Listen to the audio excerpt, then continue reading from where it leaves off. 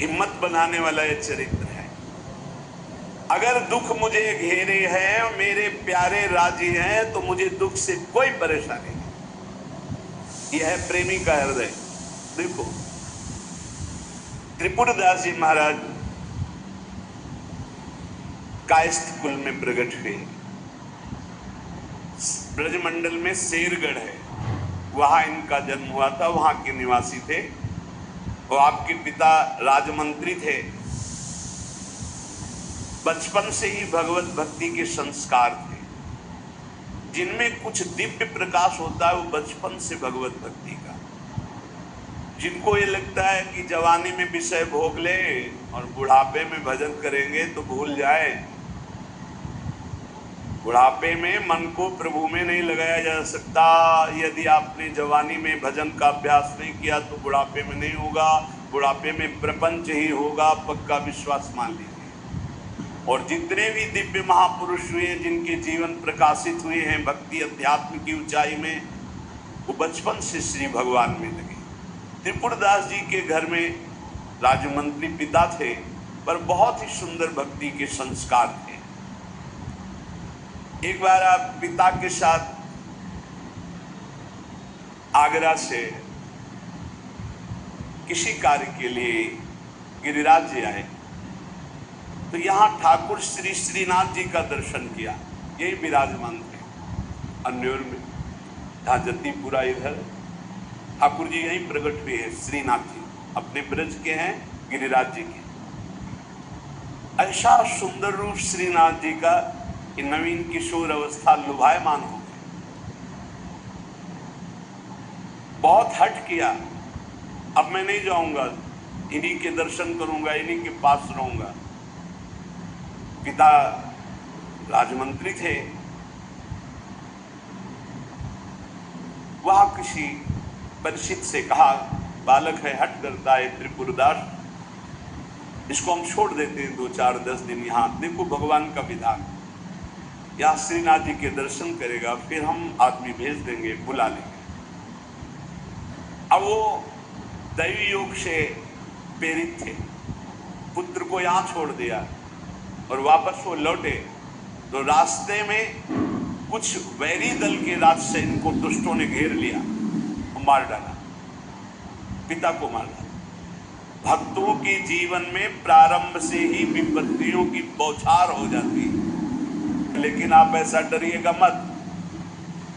क्या जिनके हृदय में भक्ति नहीं है उनके परिवार के लोग नहीं मरते क्या? जिनके हृदय में भक्ति नहीं, वो क्या दुख नहीं भोगते क्या? ये अज्ञानी जन है, नहीं जानते। शरीर रचना के समय शुभ अशुभ कर्मों के अनुसार दुख सुख पहले से रच गया है। भक्ति तो हम आज कर रहे हैं, ये नई खेती है, ये भक्ति का फल नहीं। वो दुख सुख पुराने हमारे कर्मों का फल है। जब आपने सुना, सूचना आई कि तुम्हारे पिता को बैरी दल ने मार डाला है, तो श्रीनाथ जी की तरफ देखा और कहा, आप तो हमारे पिता भी हो, मित्र भी हो, जीवन धन हो।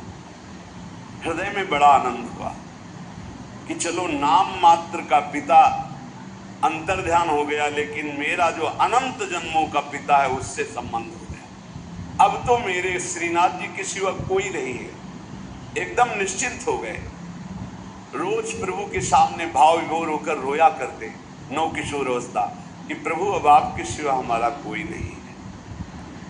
एक दिन वल्लभाचार्य भगवान आचार्य चरण, जिनके दुलारे लाडले श्रीनाथ जी हैं, वो सेवा में आए तो देखा है बालक बहुत एक दृष्टि से देखता है, रोता है। लाओ इस बालक को सामने लाया। ये है भगवत कृपा।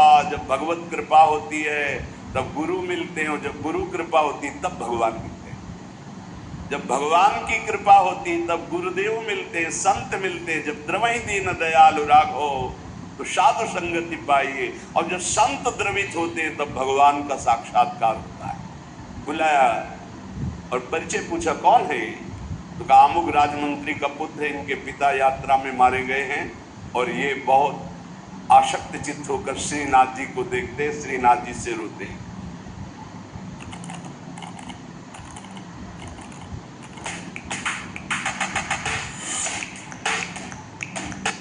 त्रिपुरदास जी ने साष्टांग दंडवत किया वल्लभाचार्य जी को और कहा, प्रभु मैं मात्र पितृहीन, न मेरे माता है न पिता है, मैं अनाथ बालक हूँ, बस मेरे नाथ तो श्रीनाथ जी ही हैं और आपके श्री चरणों का आश्रय दे दिया। प्रभु मुझ अनाथ दीनहीन को आप स्वीकार कर लीजिए। बहुत प्रसन्न हुए।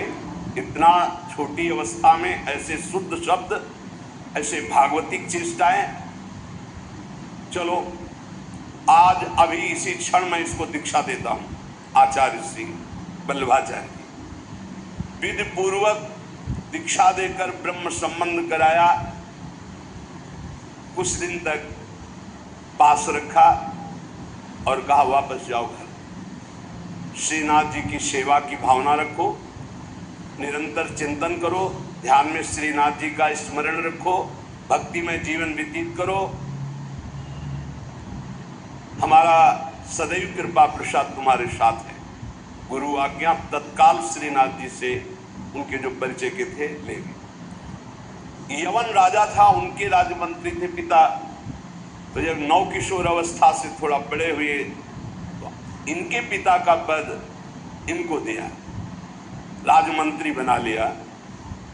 अब ये राजमंत्री में जितना वैभव मिलता, तो इन्होंने एक बात सत्य समझी कि धन की सच्ची योग्यता क्या है।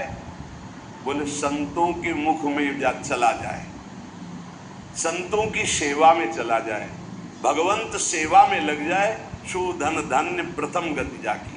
धन की सार्थकता है। ये भागवतिक सरकारी बैंक है।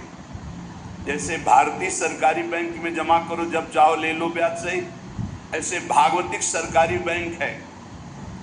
गौ संत जन, ब्रह्म ऋषि जन, भगवान किसी विग्रह की अर्चा पूजा और किसी ऐसे असहाय की जो बीमार है, जो अपवित्र है, असमर्थ है, उसकी सहायता भगवत भाव से कर देना, उसमें जो धन खर्च होना, ये सब भागवतिक बैंक में जमा होता है। आपको मिलेगा, ब्याज सहित मिलेगा। हमारे प्रभु की बैंक में परसेंट बहुत ज्यादा मिलते हैं। 1 रुपया का लाख गुना ब्याज मिलेगा। देखे ये जो आप देखते हैं कि अमुक पद पर बैठ गया, अमुक राजा बन गया, अमुक बन गया, ये पूर्व जन्म का है। पूर्व जन्म का आप देखते हैं छा गया, ये पूर्व जन्म का सुकृत है। वैभव ऐश्वर्य चरण चूम रहे, वाह वाही हो रही, ये सब पूर्व का पुण्य है, 1 का लाख गुना। पर इस बैंक में विश्वास नहीं होता, किसी किसी को विश्वास होता है। और इस बैंक में जमा कर देने पर अगर आपने कह दिया तो तत्काल वो फल जो गुणा करके आपको प्लस मिलना था नहीं मिलेगा। ध्यान कर लेना। यदि माइक से हो गया कि अमुक जगह के अमुक भगत ने 5000 रुपये दान किए, भगवान इनका मंगल करें, तालियां बज गई, हो गया, उड़ गया, आपके बैंक का ब्याज उड़ गया। जैसे सभा में खड़े होकर अपने पाप को स्वीकार कर ले तो उड़ गया, खत्म पाप। ऐसे सभा में यदि पुण्य स्वीकार कर ले तो खत्म। बुजुर्ग जन कहते थे कि दान ऐसा करे कि दाएं हाथ से दे, बायां हाथ न जाने। नेकी कर दरिया में डाल, कोई जान न पावे, तब लाख गुना हमारी भागवतिक बैंक से उसे मिलता है। ये तो हुआ अपना धन देने पर। और अगर ये बात हो जाए कि हे प्रभु आपकी वस्तु आपको समर्पित करते तो भगवान मिल जाएंगे, तो दियम वस्तु गोविंदम तुभ्यमेव समर्पये। ये निश्चय किया त्रिपुरदास जी ने कि राजमंत्री पद से जो भी धन आएगा, मैं केवल सेवक की तरह प्रसाद से शरीर पोषण करूंगा, सारा धन संत सेवा और भगवंत सेवा में लगाऊंगा। उस श्रीनाथ जी के लिए नियम लिया, प्रतिज्ञा ली कि हर साल सर्दी में दगला बनवा कर भेजे, रत्नों से हीरो से जटित बढ़िया पोशाक, सर्दी की, सुनहरे गोटे, सुंदर सुंदर रत्न जटित। अब चाहे करोड़ों के रत्न लग जाए श्रीनाथ जी के लिए, और राजमंत्री थे, दगला भेजते और रोज संत सेवा होती त्रिपुरदास जी की। संत जन आते, प्रसाद पाते। धन की यही सार्थकता है। जय जयकार हो, भगवान नाम कीर्तन हो, भगवत अनुरागी जन आकर प्रसाद पावे, भगवान की आरती पूजा सेवा। धन्य है वो गृहस्थ, वो धन्य, वो तीर्थ है उसका घर जिसके घर में भगवान की आरती होती, भगवान का नाम कीर्तन होता, आए हुई अतिथियों की सेवा होती है।